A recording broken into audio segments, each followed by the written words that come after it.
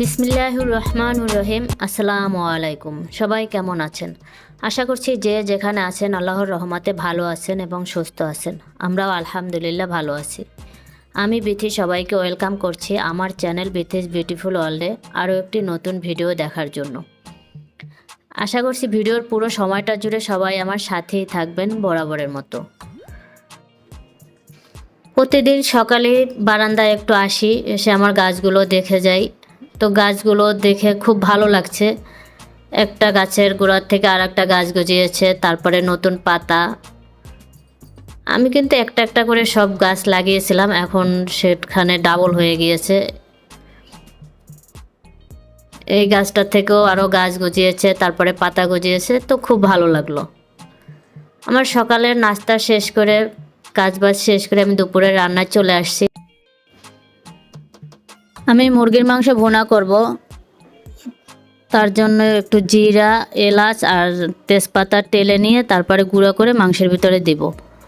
তাহলে মাংসের ভিতরে খুব সুন্দর একটা ঘ্রাণ আসে এবং খেতেও ভালো লাগে।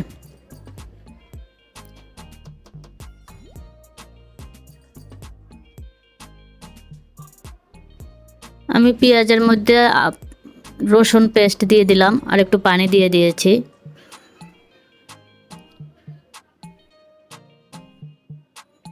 আদা পেস্ট এবং জিরা এবং ধনিয়া গুঁড়া দিয়ে দিলাম। দিয়ে দিচ্ছি মরিচ গুঁড়া এবং হলুদ গুঁড়া। মশলাটাকে একটু ভালোভাবে কষিয়ে নেব।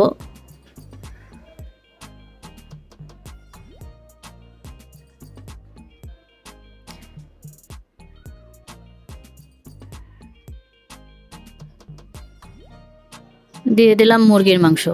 আমি মুরগির মাংসটা একটু ছোট ছোট করে কেটে নিয়েছি। ব্রয়লার মুরগি আমার কাছে এইভাবে রান্না করলে খেতে বেশি ভালো লাগে। বড় বড় করে কাটার থেকে ছোট ছোট করে কেটে যদি ভুনা করা হয় তাহলে কিন্তু খেতে বেশ মজা হয়।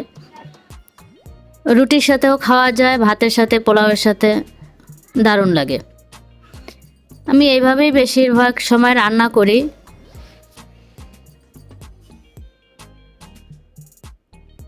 ভালোভাবে কষিয়ে এখন পানি দিয়ে দিলাম।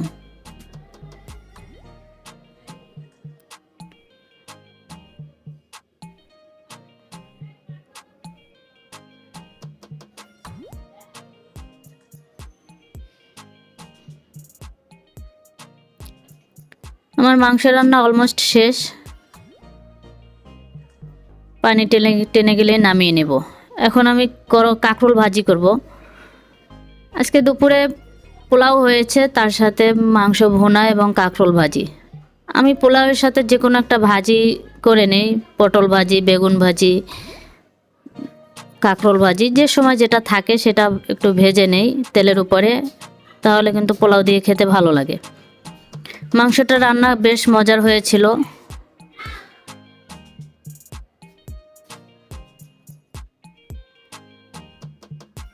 সাদা পোলাও, এটা আমি রাইস কুকারেই রান্না করে নিয়েছি, খুব ঝটপট হয়ে যায় রান্না।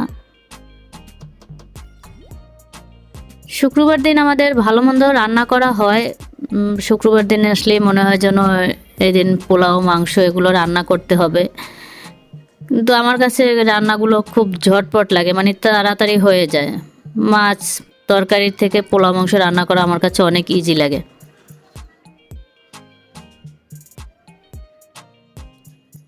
আমি একটা প্ল্যান্টার বানাবো, তো ভাবলাম আপনাদের সাথেও একটু শেয়ার করি।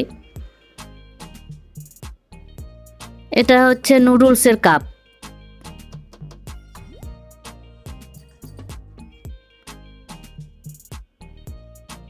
আমি চারপাশে গুলো লাগিয়ে নিলাম। এই রকমের রশি বা দড়ি যেটাই বলেন সেটা দিয়ে এটাকে আমি সুন্দর করে পেঁচিয়ে নেব।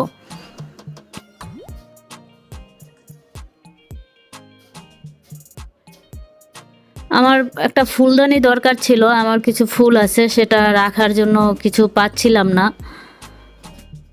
তো হঠাৎই মাথায় এলো যে আমি এটা দিয়েই তো একটা প্ল্যান্টার বানাতে পারি,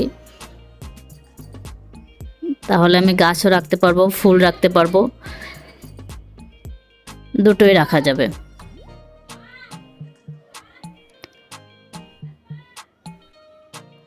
আমি 2 রকমের রশি পেঁচিয়ে নিয়েছি। উপরটা সাদাটা দিয়েছি, নিচেরটা একটু কালারফুলটা দিয়েছি। তো দেখতে কিন্তু খুব সুন্দর লাগছে। এখন একটু লেস পেঁচিয়ে নেব। লেসটা দিলে আরও বেশি সুন্দর লাগবে।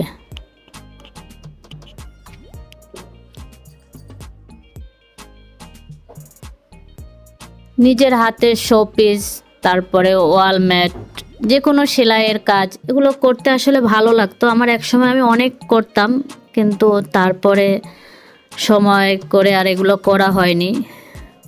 তো আবার একটু নতুন করে শুরু করলাম, অল্প একটু একটু করে করতে শুরু করলাম।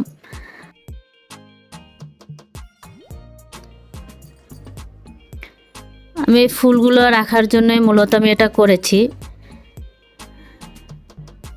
ফুলগুলো এখানে ওখানে পড়ে থাকে, তো ভাবলাম যে এরকমের একটা করে নিলে সেটার ভিতর রাখলে দেখতে দারুণ লাগবে। তো আমার প্ল্যান্টারটা কেমন হয়েছে আমাকে কমেন্ট করে জানাবেন।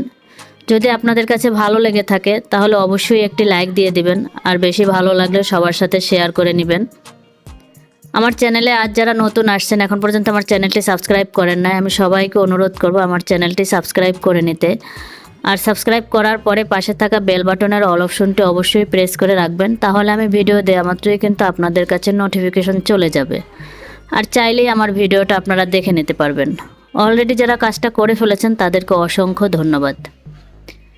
এখন আমি একটা রিয়েল প্লান্ট, সেটাও একটু এটার ভিতরে রেখে দেখিয়ে দিলাম। যে কোনোভাবে ইউজ করা যাবে। আবার কিন্তু মাটি দিয়ে গাছও লাগানো যাবে, কারণ এটা তো কাপ প্লাস্টিকের, কোনো সমস্যা হবে না।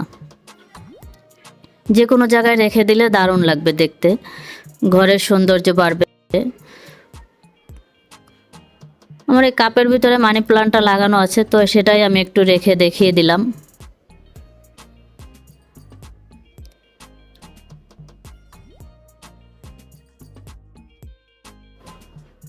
খুব কম খরচেই সুন্দর একটা প্লান্টার তৈরি হয়ে গেল আমার, দেখতেও বেশ সুন্দর লাগছে।